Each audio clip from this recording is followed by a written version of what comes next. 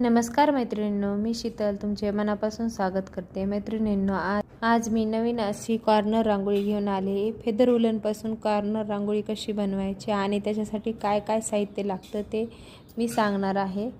रांगोळीचा base बनवण्यासाठी canvas किंवा leather नाहीतर कपडा वापरू शकता आणि फेदर वूलन, ग्लू गन आणि ग्लू गन स्टिक हे सर्व साहित्य लागते। आणि मी व्हिडिओमध्ये दाखवल्याप्रमाणे रांगोळी आधी पॅटर्न बनवून घ्यायचा आणि त्यानंतर फेदर वूलनच्या साहाय्याने व्यवस्थित चिपकून घ्यायचं आणि अशा पद्धतीने रांगोळी तयार होते।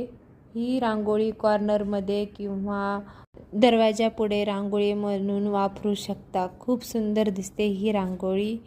आवडली तर लाईक करा आणि चॅनलला सबस्क्राईब करायला विसरू नका। पुढचा रंगोली पॅटर्न पाहण्यासाठी बेल आयकॉन दाबून ठेवा, कारण की तुम्हाला त्याबद्दल नोटिफिकेशन मिळेल। धन्यवाद।